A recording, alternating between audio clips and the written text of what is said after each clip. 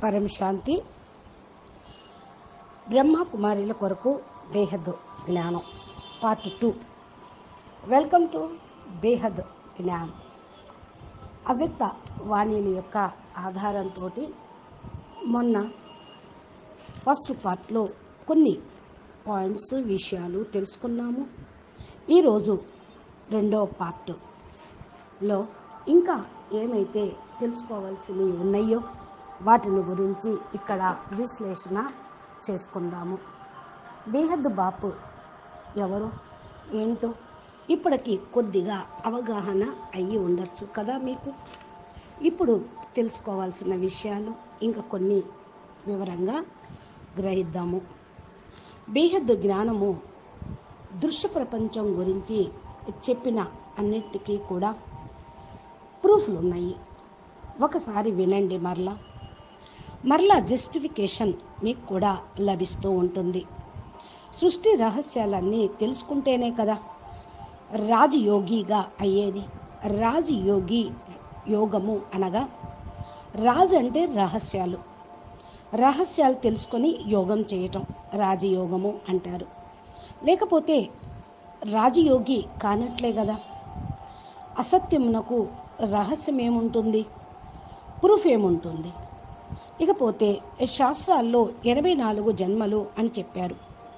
మరి బీకేలో కేవలం 84 జన్మలే అనే అంకెను ఎందుకు తీసుకుంటూ ఉన్నారు? 100 జన్మలనో 108 జన్మలనో అనవచ్చు కదా. 84 జన్మలు అని ఎవ్వరూ ఎక్కడ ఏ శాస్త్రాల్లో కూడా లేనే లేదు. మరి వీళ్ళెందుకు ఇలాగా రాశారో చెప్తూ ఉన్నారో కొంచెం ఆలోచించండి. బేసిక్గా మనం తీసుకున్నట్లయితే ఈ బ్రహ్మాండంలో కూడా బ్రహ్మ రచన చేసినప్పుడు కాలము కింద భూమి మీద సూర్యచంద్రుల అనుసారంగా నడుస్తూ ఉంటుంది. చతుర్యుగము అంటే 43,20,000 సంవత్సరాలు అని మీ అందరికీ చెప్పుకున్నాం ఇంత క్రితం వీడియోలో. ఇది కూడా శాస్త్రాల్లో ఉన్నది. ఇక గెలాక్సీలో మహాబ్రహ్మాండంలోనూ పరం మహాబ్రహ్మాండంలోనూ ఆత్మల రచన జరిగినప్పుడు వేరువేరు కాంపోజిషన్లో వేరువేరుగా ఉంటుంది. ఆత్మ ఎప్పుడో ఒకప్పుడు రచన జరిగే ఉంటుంది. అది అవినాశి అమర్ అన్నా కూడా జన్మమరణ చక్రంలోకి వచ్చిన తర్వాత అది డైరెక్ట్గా ఆత్మ స్థూల శరీరంలోకి రాదు. ఫస్ట్ ఆత్మ నిరాకారి నుండి ఆకారి అవుతుంది, ఆకారి నుండి సాకారిగా. అందుకని కారణ శరీరం ఆకారిగా, సూక్ష్మ శరీరము తర్వాత స్థూల శరీరాన్ని ధరిస్తూ ఉంటుంది. భూమి తయారైన తర్వాతే ఈ స్థూల ప్రపంచము స్థూల శరీరాలు యొక్క మానవులు రచన జరిగింది. దీనికి పైన సూక్ష్మ రచన ఉండనే ఉంది. భూమి పైన వచ్చినటువంటి పంచతత్వాల దేహమును ధరించటం తప్పనిసరి. ఇంకా పంచతత్వాల దేహంలోకి వచ్చినప్పుడు 84 లక్షలు జన్మలు కావచ్చు, కోట్ల జన్మలు కావచ్చు. ఇది సైంటిఫిక్గా రిజల్ట్ను కూడా ప్రూఫ్ చేస్తూ ఉన్నారు రీసెర్చ్ చేసి. అదే బేహద్ జ్ఞానం కూడా చెప్తూ ఉంది. అందుకని ఏదైనా జ్ఞానం వింటూ ఉన్నా మీరు మనసు పెట్టి ఆలోచించండి.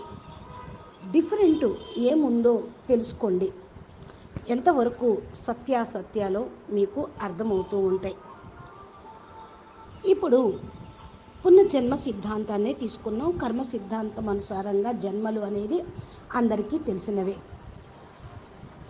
ఇది శాస్త్రాల్లో కూడా చెప్పినవే. ఒక్కొక్కరి DNA ఒక్కొక్క రకంగా ఉంటుంది, డిఫరెంట్గా ఉంటుంది. కర్మ బంధన కూడా డిఫరెంట్గా ఉంటుంది. ఏలియన్స్ ఫామ్లో వేరే ఉంటారు, లైట్ ఫామ్లో సూక్ష్మ జగత్తులో ఆత్మలు ఉంటారు అని సైన్స్ వాళ్ళు కూడా చెప్తూ ఉన్నారు. ఇలా చూస్తే 84 జన్మలు అని ఎక్కడా లేదు. సముద్రంలోనే చూడండి అసంఖ్యాకమైనటువంటి జీవరాశులు, అంతరిక్షంలో చూడండి కనిపించని సూక్ష్మ జీవులు, క్రిమి కీటకాలు, ఏకకణ జీవులు, కోకొల్లలు. అడవిలోకి వెళ్తే అక్కడ డిఫరెంట్ ఫామ్లో జీవులు మనకు కనిపిస్తూనే ఉంటాయి. ఇలాంటివి మరి మనం సైన్స్ వాళ్ళు పరిశోధన చేస్తూ మనకు చెప్తూ దీని గురించి పరిశోధన చేసిన వాళ్ళకి నోబెల్ ప్రైజెస్ కూడా ఇస్తూ ఉన్నది ప్రభుత్వం. ఇక మనం బీకేస్లో శాస్త్రాలను ఒప్పుకోవటం లేదు, విజ్ఞానాన్ని ఒప్పుకోవటము లేదు. సైన్స్, టెక్నాలజం, మల్టీమీడియా వాళ్ళు ఎంతో ఉపయోగించుకుంటూ ఉన్నారు. మరి ఎందుకు సైన్స్ను ఒప్పుకోరు? జ్ఞాన పరిశోధన చేసే వాటిని, శాస్త్రాల నుండి సైన్స్ను మరి తీసుకున్నటువంటి విషయాలు ఎందుకు ఒప్పుకోవటం లేదు? తెలియటం లేదు. ఎందుకు ఒప్పుకోవటం లేదో వాళ్ళు మనకు తెలియటం లేదు. అందుకే మురళీలో చెప్పారు, మహాన్ మూర్ఖుల్ని చూడాలన్నా ఇక్కడే చూడాలి అని. అంటే బీకేలోనే ఇంత జ్ఞానం చెప్తూ ఉన్నా మూర్ఖుల్లాగా అంధవిశ్వాసంతో ఎక్కడ కూర్చొని వింటూ ఉన్నారు. అయితే ఏదైతే ఇక్కడ ఒప్పుకోవటం లేదో విషయము, సత్యాన్ని తెలుసుకోవటం లేదో వాళ్ళకు మేము చెప్తున్నాము. వినటం వినకపోవటం అనేది వాళ్ళ ఇష్టం, చెప్పడం మా ధర్మం. సత్యాన్ని తెలుసుకోండి అని చెప్తూ ఉన్నాం. శాస్త్రాలు ఓపెన్ చేసి చూడండి, సైన్స్ను కూడా ఆలోచించండి, చూడండి, అప్పుడు మీ ఇష్టం. ఆత్మ డెఫినెట్లీ కర్మ అనుసారంగా వేరు వేరు యోనిల్లోకి ఎందుకు వెళ్తుంది? మనుష్య యోని కంటే నీచమైనటువంటి నిమ్న యోనిలోకి ఎందుకు వెళ్తుంది? ఎవరికైతే ఆలోచన శక్తి ఖతమైపోతుందో, మన్బుద్ధి సమాప్తమవుతుందో, పూర్తిగా పవర్లెస్ ఆత్మ అయిపోయినప్పుడు వాళ్ళు మానవుడి కంటే కూడా హీనమైనటువంటి జన్మలు తీసుకుంటూ ఉంటారు. అనగా వారి యొక్క ఆకాశతత్వం సమాప్తమవుతుంది, పశు యోనిలోకి వెళ్ళిపోతూ ఉంటారు.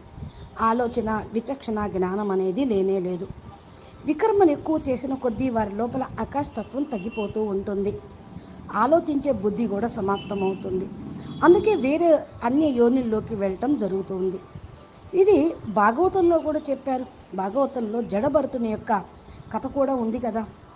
అంటే ఒక ఋషి, జ్ఞాని, తపస్వి, యోగి అయినా మోహం వల్ల అంతిమతి సోగతిగా జింక పిల్లను చూస్తూ, దాన్ని ఎవరు చూస్తారు? తను పెంచి పెద్ద చేసిన కారణం వల్ల దానిపైన మోహంతో దాన్ని జ్ఞాపం చేస్తూ శరీరం వదిలేశాడు. అందుకని లేడీలాగా జన్మ తీసుకున్నారు అని చెప్తారు.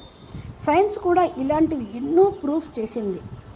ఇక 84 జన్మలు ఎలా, ఏ లాజిక్ తోటి వీళ్ళు చెప్తూ ఉన్నారు? ఎక్కడ లేని విషయాన్ని కొంచెం ఆలోచించండి మీరైనా. అది నమ్మశక్యంగా ఉంటే నమ్మితే తప్పు లేదు, నమ్మశక్యంగా లేదుగా. బేహద జ్ఞానంలో బాపూజీ వీటి యొక్క రహస్యాలన్నింటినీ చెప్పారు, డీటెయిల్గా వివరించారు కూడా. వరల్డ్ డ్రామా సేమ్ అదే యాజ్ ఇట్ ఈజ్ రిపీట్ అవుతుంది అన్నప్పుడు ఇంకా కర్మ సిద్ధాంతం ఫెయిల్ అన్నట్టేగా, ఒప్పుకోనట్లేగా. పాపపుణ్య కర్మలు అనేది ఇంకేముంటుంది? పూర్వం డ్రామాలాగే ఇప్పుడు కూడా జరుగుతుంది అంటే ఈ కర్మ ఎందుకు చెయ్యాలి, పురుషార్థం ఎందుకు చెయ్యాలి అని అడిగితే సమాధానం లేదు. ఆత్మకు ఫ్రీ విల్ ఉంది, మరి దాని ఇష్టం వచ్చినట్టు సంకల్పాలు చేస్తూ ఉంటే సృష్టి ఇలా అవుతుంది? దీనికి మరి సృష్టి సేమ్ ఇదే రిపీట్ అవుతుందని ఏమైనా దాఖలాలు ఉన్నాయా? లేవు, దీనికి ప్రూఫ్ లేదు. ఇక శివబాబా చెప్తున్నారు జ్ఞానము అని అంటూ ఉన్నారు. ఒక్క శివబాబా ఏంటి, అసంఖ్యాకమైన శివబాబాలు ఉన్నారు. ఎందుకని? ఒక గెలాక్సీలో అనంత బ్రహ్మాండాలు ఉంటే ఒక్కొక్క బ్రహ్మాండానికి రచయిత శివుడైతే అనంత బ్రహ్మలు, అనంత విష్ణువులు, అనంత శంకరుళ్ళు, శివుళ్ళు ఉన్నారు. బేహద్ బాపు, ఆల్మేటి, అధాటి ఒక్కరే ఉంటారు. శివుళ్ళు అనేక మంది ఉన్నారు. ఇంకా 5000 సంవత్సరాల డ్రామాని ఎందుకు అంకె వేశారు? ఇక్కడ ఒక విషయం మాట్లాడుకుందాం. 6000 లేక 8000 అని అనొచ్చుగా. 5000 సంవత్సరాల డ్రామా ఏంటి? బీకేలో ప్రశ్న వేస్తే మరి వారికే సమాధానం కూడా లభించదు. 8000 సంవత్సరాలు డ్రామా చేస్తే నష్టమేముంది? ఒక్కొక్క యుగం 2000 సంవత్సరాలు అని చెప్పిన తప్పేముంది? కరెక్ట్గా 5000 సంవత్సరాలు, 1250 సంవత్సరాలు ఒక్కొక్క యుగము. వీరి ఉద్దేశం ఏంటో తెలియదు. మనం ఆధ్యాత్మికతను, విజ్ఞానాన్ని టాలీ చేసుకొని చూస్తూ ఉండాలి. ఇప్పుడు టెక్నాలజీ ఉన్న ప్రపంచం, తెలివి జీవులు, బుద్ధిజీవులు ఉన్నటువంటి వాళ్ళు మూర్ఖంగా కళ్ళు మూసుకొని కూర్చుంటే జరగదు కదా. కళ్ళు తెరిచి శాస్త్రాలను ఒకసారి చూస్తే అర్థమవుతుంది. ఇక చూసేది ఏంటి, వాళ్ళు శాస్త్రాలే రాంగ్ అనేస్తూ ఉన్నారు. శివుడు తప్ప ఇంకేమీ లేదంటూ ఉన్నారు. విష్ణువు లేడు, బ్రహ్మ లే బ్రహ్మ దదలేఖరాజు. ఒక విషయం ఆలోచించండి, బ్రహ్మ చేతిలో వేదాలు శాస్త్రాలు ఉన్నాయి. మరి దదలేఖరాజు బ్రహ్మ బాబా అయితే మరి ఆయన వేదాలు శాస్త్రాలు ఆయన నోటి నుండి వచ్చినటువంటి శివుడు చెప్తాడా రాంగ్ అని? సరస్వతీదేవి చేతిలో కూడా వేదాలు ఉంటాయి. మరి బ్రహ్మ చేతిలో ఉన్న వేదాలు దొంగిలించకపోతేనే హిరణ్యాక్షుణ్ణి సంహరించడానికి విష్ణువు అవతారం తీసుకొని వచ్చాడు. వేదాలే ఈ ప్రపంచానికి సృష్టికి ఆధారం కనుక విష్ణువు ఆ విధంగా చేశాడు. ఇక బ్రహ్మ బాబా బ్రహ్మ కుమారీస్ మరి చెప్పేది ఎంతవరకు రైటో రాంగో మీరు ఈ వీడియో విన్నవాడు నిర్ణయించుకోండి. మరలా రాముడు, కృష్ణుడు, విష్ణువు, బ్రహ్మ, శివుడు అనే పేర్లైతే వాళ్ళు వాడుకుంటున్నారు. సత్యతాయుగంలో రాముడు, 12 మంది రాముళ్ళు, సత్యయుగం ఆదిలో కృష్ణుడు, మరి బ్రహ్మ, విష్ణు, శంకర్లు, శివుడు రచన చేశారు. 3 బొమ్మలు పెడతానే ఉంటారు.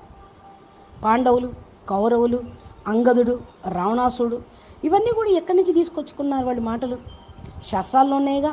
మళ్ళా శాస్త్రాలన్నీ రాంగు, అవి జరగలేదు అని చెప్తూ ఉంటారు. ఇదెక్కడ? ఎవరన్నా అడిగితే కూడా సమాధానం చెప్పరు. బేహద్దు జ్ఞానం శాస్త్రాలను టాలీ చేసి చెప్తున్నారు బాపూజీ. కరెక్ట్గా సరిపోతూ ఉంటాయి అన్నిటికీ. బేహద్దు జ్ఞానం వింటే అనంత సృష్టి యొక్క ఆది మధ్య అంత జ్ఞానం అర్థమవుతుంది. 5000 సంవత్సరాల జ్ఞానం మిథ్య అని తేలిపోతూ ఉంటుంది. ఇంకా బీకేలో ఇంకొక విషయం చెప్తూ ఉంటారు. నరుడి నుంచి నారాయణుడిగా, నారి నుండి లక్ష్మిగా కావాలి అని ఏదైతే చెప్తూ ఉన్నారో, మరి నరుడి నుంచి నారాయణుడిగా అయ్యి ఎక్కడికి వస్తున్నారు? సత్యయుగంలో మొదట్లోకి. మరి కృష్ణుడు పుడతారు మళ్ళా సత్యయుగంలోకి అంటమేంటి? బేహద్ జ్ఞానం అనేది వారికి అర్థం కాని కారణం వల్ల యుగాలను మార్చేశారు, కాలమానాన్ని మార్చేస్తున్నారు, ధర్మాన్ని కూడా మార్చిపడేస్తూ ఉన్నారేమో. పరమ ఆత్మలుగా మీరు ఎవరైతే కావాలని లక్ష్యం పెట్టుకున్నారో తప్పకుండా బేహద్ జ్ఞానాన్ని ఒకసారి టచ్ చేయండి. వీడియోలు ఓపెన్ చేసి చూడండి. మీ యొక్క ఫరిష్ట స్వరూపాన్ని మీరు ధారణ చేయండి. ధారణ చేస్తేనే బేహద్దు విశ్వం యొక్క పరివర్తన సేవలో మీరు సంకల్పాలతోటి సహయోగం అనేది చేయగలుగుతారు. ఇంకొక విషయం ఇక్కడ మనం చర్చించుకుందాము. అతి త్వరలో కృష్ణుడు భూమి మీదకు వస్తాడు, సత్యుగం వస్తుంది అని చెప్తున్నారు. మరి ఈ భూమి మీదకు వచ్చేటువంటి కృష్ణుడు ఎవరు? శాస్త్రాల్లో అయితే ద్వాపరయుగం అంతిమంలో కృష్ణ అవతారం జరిగింది అని చెప్తూ ఉన్నారు. మరి ఈ యొక్క సత్యయుగం ఆదిలో కృష్ణుడు వస్తారని వీళ్ళు ఎందుకు ప్రచారం చేస్తూ ఉన్నారు? ఇక ఆ యొక్క కృష్ణుడు రావటానికి, సత్యయుగం రావటానికే ప్రపంచం మహావినాశనం అవుతుంది కావాలి అని కోరుకుంటూ ఉన్నారు. ఇక కృష్ణుడు 16 కళల సంపూర్ణుడు అంటే శాస్త్రాల్లో చెప్పిందే. ఈ ప్రపంచం 16 కళలే ఉంటాయా ఏంటి? అనంత కళలు ఉన్నాయి. ఇది శాస్త్రాల నుండి తీసుకొని మిగతా విషయాలన్నింటినీ వదిలిపారేస్తారు. మీరు ఏ పర్పస్ తోటి వీళ్ళు చెప్తున్నారో అర్థం కావటం లేదు. ఆల్మైటీ అథారిటీకి కృష్ణుడికి ఏంటి సంబంధం? ఇది కూడా దాంట్లో మురళిలో ఉన్నది. ఇది చాలా చాలా గొప్ప రహస్యం. దీని వివరణ బాపు బేహద్ జ్ఞానంలో చక్కగా వివరించారు. ఇక దదలేఖరాజు కృష్ణవాలి ఆత్మే, కృష్ణుడే ఆయన. కానీ సత్యుగంలో కృష్ణుడు కాదు. నేటికి 5000 సంవత్సరాల క్రితం ద్వాపరిక కలియుగ అంతమంలో కృష్ణుడుగా ఏదైతే వచ్చారో అంశావతార రూపంలో, ఆయనే మళ్ళా దదలేఖరాజుగా జన్మ తీసుకున్నారు. ఈ కృష్ణావతారంలో ఎందుకు ఫెయిల్ అయ్యాడు ఆయన విశ్వ పరివర్తన కార్యక్రమం అనేది బేహద్ జ్ఞానంలో తెలుసుకుంటే ఇప్పుడు ఆయన ఏం చేయటానికి వచ్చాడో మీకు అర్థమవుతుంది. దీని రహస్యం బేహద్ జ్ఞానంలో బాబు చెప్పారు. ఇక చిన్న చిన్న వినాశనాలు, సిమ్టమ్స్ కనిపిస్తూనే ఉంటాయి, కానీ మహా వినాశనం అనేది కాదు. స్వయంగా ఆల్మైటీ అథారిటీ విశ్వ మహాపరివర్తన కోసం కార్యక్రమం చేస్తూ ఉన్నారు. పరం లైట్ని మహాపరివర్తన కోసం ఉపయోగిస్తూ ఉన్నారు. సైన్స్ వాళ్ళు కూడా ఎక్స్ప్లెనేషన్ ఇస్తున్నారు, చూస్తున్నారు దీనికోసం. అందుకనే దీనిపైన కొద్దిగా బీకేసు మనసు పెట్టి ఆలోచించండి, మీకే అర్థమవుతూ ఉంటుంది. మీ యొక్క విషయము అర్థం చేసుకోండి. ఇదేమంత కష్టమైంది కాదు. బేహద్ జ్ఞానము అంటే ఇది బ్రహ్మ విద్య, అర్థం కానిది ఏమీ కాదు. అంటారు చూడండి, ఇదేమన్నా బ్రహ్మ విద్య అయింది అర్థం కాకపోవటానికి. బ్రహ్మ విద్య అయితే అర్థం కాదు. ఈజీ లాంగ్వేజ్లో పరమాత్మ పరబ్రహ్మ పరమేశ్వరుడు వచ్చి చెప్తున్నారు. బేహద్ సృష్టి రచయిత ఇన్ఫనైట్ ఫాదర్ వచ్చి చెప్తూ ఉన్నారు. ఆయన రచన ఎలా చేశారు, సృష్టి బేహద్ సృష్టి ఆది మధ్య అంతం ఎలా జరిగింది అనేది అర్థం చేయిస్తూ ఉన్నారు. ఇంకా కొన్ని విషయాలు మనం చూసినట్లయితే బీకే జ్ఞానంలోనే చెప్తారు, గీత అనేది సర్వశాస్త్ర శిరోమణి అని. శ్రీమద్ భగవద్గీత, కనీసం దీని యొక్క లోతుల్లో అన్న ఆలోచించండి. దానిలో ఏం చెప్పారో చూడండి. 5000 సంవత్సరాల డ్రామాను అని చెప్పారా? ఈ డ్రామా నమ్మకండి. గీతా జ్ఞానదాత పరమాత్మ శివుడు అంటున్నారు వాళ్ళు. శివగీతే కాదు, అనేక గీతలు కూడా ఉన్నాయి ప్రపంచంలో. వ్యాస గీత, అష్టావక్ర గీత, వశిష్ఠ గీత, వ్యాద గీత, ఇవా చాలా ఉన్నాయి. ఈ యొక్క గీత అనేది సంగమయుగంలో శివబాబా వచ్చి చెప్తున్నారు అంటారు. ఏంటి ప్రూఫ్? ఇది మహాభారత యుద్ధ సమయంలో గీత అనేటువంటిది ప్రాచుర్యం ఉంది. మరి శివబాబా అవతరించక ముందే, దదలేఖరా సంస్థను పెట్టకముందే గీతా జ్ఞానం ఉందిగా. గీతా మకరందము, గీతా శాస్త్రము ఉన్నట్లు వేదాలు శాస్త్రాలు చెప్తూనే ఉన్నాయి. మరి 5000 సంవత్సరాల క్రితం ఆల్మైటీ అథారిటీ అంశావతారంగా విశ్వ పరివర్తన కోసం అవతరింపజేసిన కృష్ణుడి ద్వారా గీతా జ్ఞానం చెప్పించడం జరిగింది. ఆయనే దాదాలేఖరాజు మళ్ళా గీతా జ్ఞానం అంటూ మురళీలు చెప్పడం బిగించేశాడు. అంతేగాని 5000 సంవత్సరాల డ్రామా అని, వినాశనం అని ఆ గీతలో లేదు, ఈ గీతలోనూ లేదు. అర్జునుడికి గీతాసారం చెప్పితే కాదు, బేహద్ అర్జునులకు కూడా బేహద్ జ్ఞానం అందించాలని ఆల్మైటీ అథారిటీ విశ్వ పరివర్తన కోసం బేహద్ జ్ఞానాన్ని సాకార రూపంలోకి వచ్చి చెప్తూ ఉన్నారు. ఇక్కడ మీరు తెలుసుకోవాల్సిన విషయం, అంశావతారం అంటే ఏంటి, సెల్ ప్రవేశించి ప్రేరణతోటి చేసే పని ఏంటి, ఆకారి రూపంలో జరిగేటువంటి కార్యక్రమం ఏంటి, భూమి మీద డైరెక్ట్గా అవతరించడం ఏంటి, ఇవన్నీ కూడా చాలా గుహ్యమైన రహస్యాలు బేహద్ బాపు చెప్పారు. శివుళ్ళు ఎంతమంది ఉన్నారంటే ట్రిలియన్స్ ఉన్నారు. ఎందుకని? అనంత కోటి బ్రహ్మాండ నాయకుడైన మహాశివుడు తన సంకల్పంతో అనంత శివుళ్ళను రచన చేశాడు. మరి ఏ శివుడు శ్రీమద్ భగవద్గీత ఇచ్చారు, గీతా జ్ఞానం చెప్తున్నారు? ఎడ తెలుస్తుంది? జ్ఞానంలో ప్రతి ఒక్కదాన్ని లోతుకు వెళ్ళి మనసు బుద్ధిని పెట్టి ఆలోచించాలి. ఎవరో ఏదో చెప్పారని బ్లైండ్గా నమ్మటం కాదు. దీని సోర్స్ ఏంటి, ఎందుకు చెప్పారు, ఎవరికి చెప్పారు, కొంచెం లోతుగా ఆలోచించండి. మీరు తెలుసుకుంటే కృష్ణుడు ఎవరో, బేహద్ బాప్ ఎవరో, ఆల్మైటీ అథారిటీ ఎవరో, ఇప్పుడు ఎందుకు బేహద్ జ్ఞానం భూమి మీదకి తీసుకొని రావాల్సి వచ్చింది అనేది అర్థమవుతుంది. బేహద్ బాపు వేరు, శివ్ బాపు వేరు. శివ్ బాపునే బేహద్ బాప్ అంటున్నారు. సరే, వాళ్ళు చెప్పినట్టే శివ్ బాపుని బేహద్ బాప్ అంటే బేహద్ సృష్టి ఆది మధ్యంత జ్ఞానం చెప్పారా? లేదే. సరే, శివుడే అనుకుందాం. శివుడి యొక్క సృష్టి ఈ బ్రహ్మాండం కదా, ఈ బ్రహ్మాండం యొక్క ఆది మధ్యంత జ్ఞానం అన్న బీకే మురళీల్లో ఉన్నదా? లేదు. మరి బేహద్ బాప్ ఆయన ఎట్లా అవుతాడు? బేహద్ బాపు బేహద్ పిల్లలకి బేహద్ జ్ఞానమే చెప్తారని ఉన్నది. హద్దులో మనుషులు హద్దులో జ్ఞానం చెప్తారు. ఈ హద్దులో జ్ఞానం చెప్తూ ఉంటే వీళ్ళు హద్దులో మనుషులు చెప్పారని అనాలా, శివబాబా చెప్పారని అనాలా? కొంచెం ఆలోచించండి. అందుకనే ఎవ్వరూ కూడా ఈ యొక్క జ్ఞానాన్ని విశ్లేషణ చేసుకోవటం లేదు. ఎవరైనా సరే జ్ఞానాన్ని స్థూల శరీరంకు ఇవ్వటం చాలా అవసరం. ఆకారి రూపంలో ఇన్స్పిరేషన్ తోటి చెప్తే అది అర్థం చేసుకోలేరు. వాణిలో కూడా చెప్పారు దీని గురించి. ఆకారితోటి పని జరగలేదు కాబట్టి సాకారంగా బాపు రావాల్సి వచ్చింది అని. బాపు ప్రవేశత కాదు, డైరెక్ట్గా సాకార రూపంలోకి వచ్చాడు. లేఖరాజులో ప్రవేశించి జ్ఞానం చెప్పటం అనేది కాదు. మహాభారత యుద్ధంలో కూడా కృష్ణుడు అర్జునుడికి మధ్య జరిగిన సంవాదమే ఈ గీతా జ్ఞానం. ఇవన్నీ కూడా యాస్ట్రల్ రికార్డ్స్ రూపంలో ఉన్నాయి అని నాసా వాళ్ళు ప్రూఫ్ చేస్తూ ఆకాశతత్వంలో నుండి డౌన్లోడ్ చేసుకోవడానికి ప్రయత్నం చేస్తూ ఉన్నారు. దీనికి సంబంధించిన టెక్నాలజీ వారి దగ్గరికి ఇప్పుడు వచ్చేసింది. అతి త్వరలో చూపిస్తారు కృష్ణుడు మాటలు, అర్జునుడు మాటలు, అవన్నీ కూడా.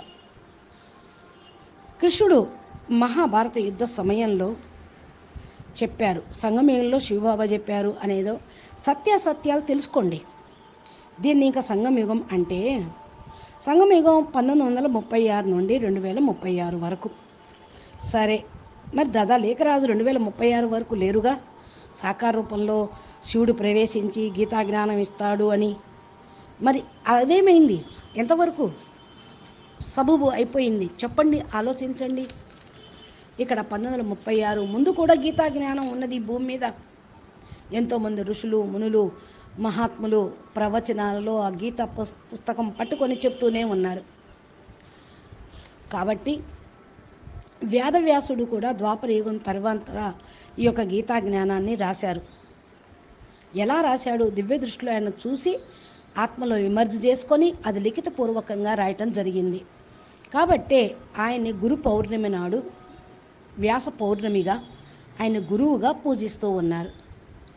ఇదంతా బేహద్దు విషయాలు. ఒక పద్ధతి ప్రకారం బేసికల్గా చేస్తూ ఉన్నారు మానవులు. జ్ఞానం ఇచ్చారు బేహద్దు బాపు. జనరల్గా బీకేల మాటలన్నీ శాస్త్రాల నుండి తీసుకున్నయ్యే.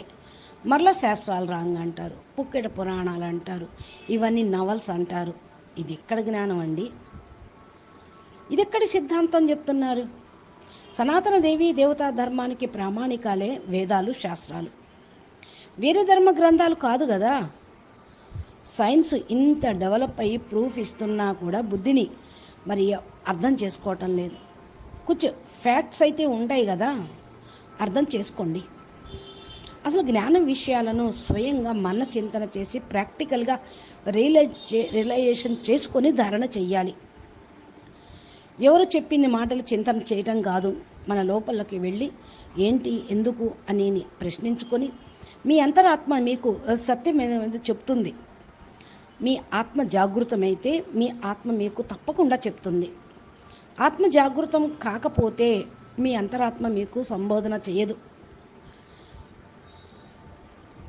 అయితే కృష్ణుడు సత్యయుగంలో జన్మ తీసుకుంటాడు అంటే ఆయన జన్మదాత ఎవరు? గీత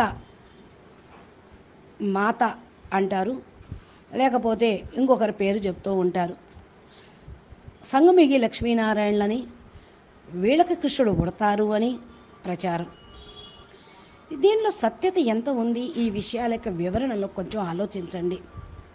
యదా యదా హి ధర్మస్య గ్లానిర్భవతి భారత అనేటువంటి శ్లోకంలో కూడా ధర్మగ్లాని జరిగినప్పుడు ధర్మస్థాపన చేయుటకు నేను మాటి మాటికి వస్తాను అని ఆ శ్లోకంలో ఉంది అంటారు. మాటి మాటికి వస్తాను అనేది ఎవరు? విష్ణు. ఆయన అవతారాలు తీసుకున్నాడు, దశావతారాలు, 24 అవతారాలు. ఆల్మైటీ అథారిటీ వచ్చేది ఒక్కసారే, ఆయన మాటి మాటికి రాడు. ఈ హద్దు ప్రపంచం అయిపోయిన కారణం వల్ల దీన్ని బేహద్లోకి విశ్వ మహాపరివర్తన చేయటానికి బాపు ఒక్కసారే వస్తారు. మరి చతుర్యుగంలో 4 యుగే అన్నప్పుడు 4 అవతారాలే ఉండాలి. మరి 10 అవతారాలు చూపుతారు. భక్తి మార్గంలో 24 అవతారాలు అని అంటూ ఉంటారు. దీని గురించి ఇక బీకేలో చెప్పేదే లేదు. మరలా లక్ష్మీనారాయణ కంబైండ్ స్వరూపం విష్ణువు అంటారు. ఎక్కడున్నాడు ఈ విష్ణువు? సూక్ష్మ అవతారంలోనేనా? ఇంకా ఏ యుగంలో అవతరించరా? ఇప్పుడు కలియుగ అంతం వచ్చింది అని శాస్త్రాల్లో చెప్తూ ఉంటారు. ఈ శ్లోకం భగవద్గీతలో ఉంది. దీని యొక్క లోతు అర్థాన్ని తెలుసుకోండి. విష్ణువుకి ఆల్మైటీ అథారిటీకి తేడా చాలా ఉంది. విష్ణువులు కూడా మరి ఒక్కొక్క బ్రహ్మాండానికి ఒక్కొక్కళ్ళు ఉన్నారు పాలనకర్తలుగా. అనంత విష్ణువులు ఉన్నారు. ఆల్మైటీ అథారిటీ అయితే ఒక్కరే. ఆయన యొక్క దృష్టిలో ఈ బ్రహ్మాండం అనేది పెద్ద గొప్పదేం కాదు, ఒక డాట్ లాంటిది ఆయనకి, ఒక స్పాట్, ఒక బిందువు, పులి స్టాప్ ఎంత చిన్నగా ఉంటుందో అంత ఉంటుంది ఆయన దృష్టిలో ఈ బ్రహ్మాండం. మల్టీ యూనివర్స్ కూడా బేహద్దు సృష్టిలో చూస్తే అది కూడా చిన్న డాటే. సత్యయుగాన్ని స్థాపన చేస్తూ ఉన్నారు శివుడు వచ్చి అంటారు. మరి ఆల్మైటీ అథారిటీ వచ్చి వినాశనం చేయను, స్థాపన చేస్తాను అని అన్నారు. శివుడు వినాశనం చేయడానికి వచ్చారంట. తండ్రి ఎక్కడైనా వినాశనం చేస్తారా? చేయడు కదా. జ్ఞానం ఇవ్వటానికి వస్తారు. జ్ఞాన యోగాలు, కర్మయోగము, జ్ఞాన యోగము, భక్తి యోగము, ఇచ్చా మాత్రం అవిద్య, నష్టో మోహ స్మృతి లబ్ధ, దీని గురించి చక్కగా చెప్పారు. గీతలో కూడా అర్జునుడికి యుద్ధం చేయమని చెప్పలేదు, తన కర్తవ్యాన్ని చేయమని చెప్పాడు, నిష్కామ కర్మ చేయమని చెప్పాడు. యుద్ధం అనేది ఒక పరిణామం. అర్జునుడు అంటే జ్ఞానాన్ని ఆర్జించినవాడు. మహాభారత కాల సమయంలో భూమిపైన అజ్ఞానం ఉన్న కారణం వల్ల గీతా జ్ఞానాన్ని అందించడం జరిగింది. దీనితో నీ డ్యూటీ నువ్వు చెయ్యి అని అర్జునుడికి కాన్ఫిడెన్స్ని కలిగించాడు. ఆయన గాంధీవం వదిలేసి సతికిలబడ్డాడు, నేను యుద్ధం చేయనని. ఆయనకి కాన్ఫిడెన్స్ పెంచడానికి గీతా జ్ఞానం చెప్పడం జరిగింది. ఇది హింసాత్మకమైనటువంటి యుద్ధం కాదు, హింస వేరు, యుద్ధం వేరు. మరి బీకేలు చెప్తుందంతా మూడో ప్రపంచ యుద్ధం జరుగుతుంది అనే సంకల్పమే, వినాశనం అనే సంకల్పమే చేస్తూ ఉంటే అది హింస అన్నట్లే కదా. ఇదే కాదు, హిందూ ముస్లింల యొక్క యుద్ధం, యాదవుల యొక్క మారణ హోమం, ఇదంతా కూడా యుద్ధమే కదా. ఫస్ట్ ప్రపంచ యుద్ధం, రెండో ప్రపంచ యుద్ధం, అది కాకుండా ఇప్పుడు మూడో ప్రపంచ యుద్ధం జరుగుతుంది అని ప్రచారం. ఆల్మైటీ అథారిటీ ప్రేమ సాగరుడు, బేహద్ జ్ఞాన సాగరుడు, దయా కరుణా సాగరుడు, క్షమా సాగరుడు. విశ్వంలోని ఆత్మలందరినీ కూడా సుఖము శాంతి ఇవ్వాలనే, వినాశనం కాకుండా పరంశాంతి మహామంత్రంతో విశ్వశాంతి, విశ్వ మహాపరివర్తన చెయ్యాలని సంకల్పంతో బేహద్ జ్ఞానాన్ని బేహద్ పిల్లలకి ఇస్తూ ఉన్నారు. బీకేలో ఎవరైతే జ్ఞానం వింటున్నారో దీని గురించి కొంచెం ఆలోచించండి, వినండి. బేహద్ జ్ఞానం విని అర్థం చేసుకుని లోతుగా రియలైజ్ కండి. విశ్వశాంతి, విశ్వ పరివర్తనకు సహయోగం చేయగలుగుతారు. ఇంత జ్ఞాని పవిత్రమైన ఆత్మలు అందరూ కలిసి ఈ కార్యక్రమం చేస్తే తప్పకుండా జరుగుతుంది. మీరు మీ సంస్థలోనే ఉంటూ ఈ కార్యక్రమం చేయవచ్చు. విశ్వం అందరికీ సంబంధించింది. విశ్వంలో శాంతి, పరంశాంతి లభిస్తూ ఉంటే అందరి యొక్క కష్టాలు తొలగిపోతాయి, కళాక్లేశాలే ఉండవు. ఈ పరివర్తన వ్యక్తం నుండి అవ్యక్తంగా అయిపోయేది.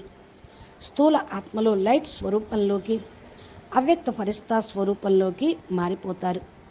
బేహద్ జ్ఞానులు పరం ఆత్మలుగా అయిపోతారు. కాబట్టి ఇది ఏ సంస్థ ద్వారా అనేది కాకుండా బేహద్ పరమ సత్యాన్ని జ్ఞానం ద్వారా వింటూ విశ్వ పరివర్తన కార్యక్రమం చేయండి. నలువైపులా మీ సంకల్పాలతోటి ఈ పవర్ని వ్యాపింప చెయ్యండి. పరం శాంతి గురించి చెప్పే వాళ్ళమేమో కానీ ఇది సంస్థ మాది కాదు, ఒక సంఘటన శక్తి. దీనిలో వేరు వేరు ఉన్నాయి అని కాదు. మేము ఇదేదో చెప్పి ఫేమస్ అయిపోవాలని సంకల్పం కూడా మాది కాదు. మాది విశ్వశాంతి, విశ్వ మహాపరివర్తన లక్ష్యం కలిగినటువంటి బేహద్దు ఆత్మల యొక్క సంఘటన. ఇది తప్ప, ఈ లక్ష్యం తప్ప మాకు ఇంకొకటి లేనే లేదు. ఇక్కడ ఇంకొక విషయం కూడా మీకు అవగాహన చేయిస్తూ ఉన్నాము.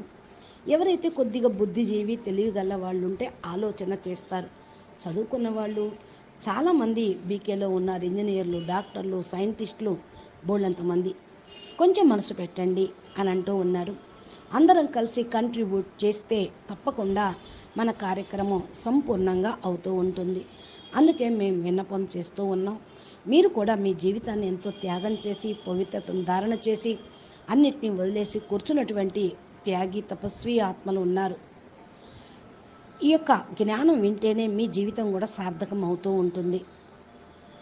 బీకేలో కూడా చాలా ఇషారాలు ఇచ్చారు. బోల్డని మహావాక్యాల్లో బేహద్ బాపు గురించి సైగ చేయటం, చెప్పడం జరిగింది. బేహద్ బాపు సూక్ష్మంగా ఎలా కార్యక్రమం చేస్తున్నారో అవ్యక్తవాణిలో చెప్పడం జరిగింది. వాటినైనా సరే విని ఆలోచించండి.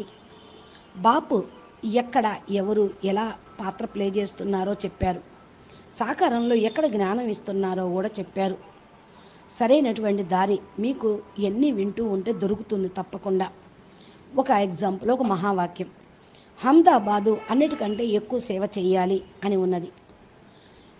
అహ్మదాబాదు అన్ని సెంటర్ల కంటే కూడా బీజ్ రూపీ సెంటర్.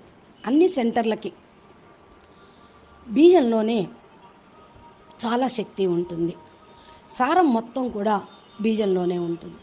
అంటే సృష్టి మొత్తం యొక్క సారం అంతా బీజంలో ఉంటుంది. 5000 సంవత్సరాల సారం బీజంలో ఉంటుందని అనలేదే. 5000 సంవత్సరాలు భూమి మీద డ్రామా కాదు. ఈ యొక్క బ్రహ్మాండం గురించి చూసినా బీజంలోనే సృష్టి మొత్తం ఉన్నది. చాలా శక్తి ఉంది.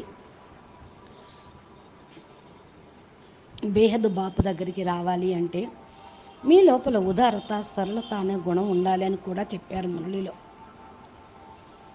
అహ్మదాబాద్ అని అసలు ఎందుకు ఉపయోగించారు? ఏ ఢిల్లీ అనొచ్చుగా, ఏ బాంబే అనొచ్చుగా, లేకపోతే ఉన్నది రాజస్థాన్ కదా, అక్కడ అనొచ్చుగా. బీజ్ రూపీ సెంటర్ రాజస్థాను, మౌంట్ ఆబు అనొచ్చుగా. అహ్మదాబాద్ అని ఎందుకు అన్నారు? ఒక్కసారి ఆలోచించండి. ఎందుకు ఈ పాయింట్ చెప్పారు? ఇంకొక విషయం, బేహద్ బాపు వచ్చినప్పుడు పెద్ద పెద్ద మహానాత్మలు కూడా ఉల్టా కర్మలు చేస్తారు, మూర్ఖుల్లాగా ఈ కూర్చుంటారు అని చెప్పారు. తెలుసుకోకపోతే మరి మూర్ఖులు అన్నట్టేగా బేహద్ బాపుని, ఆల్మైటీని. నన్ను తెలుసుకోండి అని గీతలో కూడా అన్నారు. ఎవరిని అంటున్నారు? బాపు సాకారంలో లేనే లేరు అని బీకేలు చెప్తారు. ఈయన బాపే కాదు అని ఇంకా ప్రచారం చేస్తున్నారు. మీరోన బాపు ఇక్కడున్నారని అవ్యక్తవాణిలో ఉందని చెప్తూ ఉన్నారు. ఇలా మీ మాంసంలో డౌట్లో అందరినీ కన్ఫ్యూజ్ చేస్తూ ఉన్నారు. ఈయన బాపే కాదు అంటే మరి బాపు ఎవరు, ఎక్కడ ఉన్నారు? సాకార రూపంలో జ్ఞానం చెప్తున్నారని అవ్యక్తవాణిలో ఎందుకు చెప్పారు? అవ్యక్తవాణిలతో సహా ప్రూఫ్లు ఉన్నాయి, డేట్లతో సహా. ఎలాంటి బాపుని సాకారంగా ఒప్పుకోవటం లేదో అదే దౌర్భాగ్యం. అన్నిటికంటే గొప్ప ప్రత్యక్ష ఫలితం బేహద్ బాపుని తెలుసుకోవటం. బాపు ప్రత్యక్ష రూపంలో లభించటమే గొప్ప భాగ్యం. సాకార బాపుని కలుసుకోవటమే పరమ భాగ్యం అని కూడా ఉంది. పరమాత్మ బాపు సాకార రూపంలో ఉన్న పిల్లల్ని కలుసుకోవటానికి సాకారంగా వచ్చారు. మరి సాకారంగా ఉంటేనే కదా సాకార పిల్లలు వెళ్ళి కలుసుకునేది. బేహద్ జ్ఞానం ఇస్తున్నారు అని కూడా ఉంది. 82, 81 అవ్యక్తవాణిలో 44వ పేజీలో. అంతిమ సమయంలో సాకార్ బాపు ఆదిలో సాకారానికి ఎంత మహత్యం ఉందో అంతిమంలో కూడా అదే విధంగా అంత మహత్యం ఉంది అని కూడా చెప్పడం జరిగింది. పిల్లలు బేహద్ బాపుని చూస్తారు, అనుభవం చేసుకుంటారు అని కూడా ఉంది మళ్ళీ పాయింట్. సాకారంగా ఉంటేనే కదా సాకారంగా చూసేది, అనుభవం చేసుకునేది. ఎవరైతే సాకార బాపుని చూస్తారో వాళ్ళకి జ్ఞానం యొక్క యోగము చక్కగా కుదురుతూ ఉంటుంది. ఇంకొక అవ్యక్తవాణిలో కూడా చెప్పారు, 1979 సాకారానికి రిటర్న్గా ప్రాప్తి ఇవ్వటమే. బాపు సాకారంగా హాజరై ఉన్నారు పిల్లల ముందు ఎప్పుడంటే అప్పుడు అని కూడా ఉంది. సంగమ యుగంలో బాపు దాదా సదా పిల్లలకి తోడుగా ఉంటారు అని 10/1/82 అవ్యక్తవాణిలో. ఇప్పుడు కూడా బాపు పిల్లల ముందు హాజరై ఉన్నారు, హాజీర్ నజీర్ హై అని ఉంది. సాకారంలో బాపు ప్రత్యక్షంగా ఉన్నారని మరో మురళి పాయింట్ ఉన్నది. మనం ఇవన్నీ వింటూ ఉంటే బాపు ఎక్కడ ఉన్నారు, ఏం చేస్తూ ఉన్నారని అర్థమవుతుంది. 84 సంవత్సరం అవ్యక్తవాణి అంటే 22/4/84. ఇది ఇల్లు కూడా విద్యాలయం కూడా. బాపు శిక్షకుడుగా ఈ శిక్షణ బోధిస్తూ ఉన్నారు, గొప్ప విద్య చెప్తూ ఉన్నారు. మరి ఇల్లు విద్యాలయము అంటే ఎక్కడుంది? బేహద్ బాపు గృహస్థీకుడు. విద్యాలయము అంటే బేహద్ విద్య, సృష్టి ఆది మధ్యంత జ్ఞానం మొత్తం చెప్పబడుతున్న విశ్వవిద్యాలయం. ఒక్కొక్కరి చరిత్రను చక్కగా చరిత్రవంతులుగా తయారు చేస్తున్నారు. చిత్రంలో విచిత్రుని జ్ఞాపం చేస్తే చరిత్రవంతులు అవుతారు. చిత్రము అంటే ఎవరికి ఉంటుంది? సాకారానికే చిత్రం ఉంటుంది. విచిత్రము అంటే అవ్యక్తమే, ఏదైతే ఆల్మైటీ అథారిటీ ఉన్నారో ఆయన్ని జ్ఞాపం చేస్తే ఒక్కొక్క పిల్లలు చరిత్రవంతులుగా అవుతారు. చరిత్ర అంటే 5000 సంవత్సరాలు ఏం చరిత్ర ఉంది? భారతదేశంలోనే 5000 సంవత్సరాల చరిత్ర కంటే బోల్డ్ని చరిత్రలు ఉన్నాయి. హిస్టరీ, జాగ్రఫీలు, శాస్త్రాల్లో, పుస్తకాల్లో, గ్రంథాల్లో, స్థల పురాణాల్లో, నేల పురాణాల్లో ఉన్నాయి. ఇది చూడండి కొంచెం. అందుకని ఇది ఇల్లు కూడా విశ్వవిద్యాలయం కూడా అంటే మరి మౌంట్ ఆబూ ఇల్లు కాదే, విశ్వవిద్యాలయం అసలే కాదు. 5000 సంవత్సరాల విశ్వం కానప్పుడు దాని గురించి చెప్తున్నటువంటి జ్ఞానం విశ్వవిద్యాలయం ఎట్లవుతుంది? విశ్వం మొత్తానికి సంబంధించిన విద్య ఎక్కడైతే చెప్పబడుతుందో, అనంత విశ్వాల గురించి ఎక్కడైతే చెప్పబడుతుందో అది విశ్వవిద్యాలయం. కనుక ఎవరైతే జ్ఞానాన్ని, అహంకారాన్ని వదిలేసి వింటూ ఉంటారో వాళ్ళు తెలుసుకోగలుగుతారు. బేహద్ జ్ఞానం అహ్మదాబాద్లో సంఘటితమై నేర్చుకుంటూ ఉన్నారు. బేహద్ బాపు ఇల్లు ఇదే, విద్యాలయం ఇదే. ఇల్లు అంటే లౌకికంగా కూడా ఆయన గృహస్థీకుడుగా, అనుభవి ఆత్మగా, ఆల్రౌండర్గా జ్ఞానం చెప్తూ ఉన్నారు. ఇంకా ఈరోజు బేహద్ మా చెప్పేటువంటి మురళీల, అవ్యక్త వాణిల సాకారాన్ని యొక్క దివ్య సందేశాల రూపంలో ఉన్నవన్నీ కూడా మీరు కొంచెం అహంకారాన్ని వదిలేసి వినండి. ఆత్మ అనేది కంటికి కనిపించదు, కానీ పాత్రలు అనంతంగా ఉంటాయి. ఇదే కాకుండా బేహద్ మా అవ్యక్త వాణిలు తోటి చక్కటి గైడెన్స్, బేహద్ అర్థాలు వివరిస్తూ ఉన్నారు. ఆత్మస్వరూపంలో ఉండి మీరు వినండి. సమస్త వ్యవస్థ అనే అహంకారంలోకి పోకుండా వీటన్నిటికీ అతీతమై పాయింట్స్ వింటూ ఉంటే అవ్యక్తవాణిలో ఉన్న అమూల్యమైన నిధిని, రహస్యాలను తెలుసుకోగలిగితే జ్ఞానంలో పరిపూర్ణంగా అవుతారు. మీ జీవితం ధన్యమవుతుంది. మీరందరూ కలిసి, మనమందరం కలిసి సహయోగం, సంకల్పాలతోటి సహయోగం చేస్తూ పరం శాంతి అనే మంత్రం సంకల్పంతో పరమతత్వాన్ని దించుతూ ఈ ప్రపంచాన్ని పరమతత్వమయంగా, పరం లైట్మయంగా, అందరికీ పరం సుఖము, పరం శాంతి కలిగేటువంటి కొత్త ప్రపంచంగా తయారు చేయగలుగుతాం. అందుకని మేము ఈ యొక్క విషయాన్ని సహకరించండి అని సంకల్పం ఇస్తూ ఉన్నాం. అచ్చా, పరం శాంతి बेहद के बेहद परम परम परम महाशांति है. बेहद परम महाशांति है. बेहद परम महाशांति है. नमस्ते, ధన్యవాదాలు. పరం శాంతి.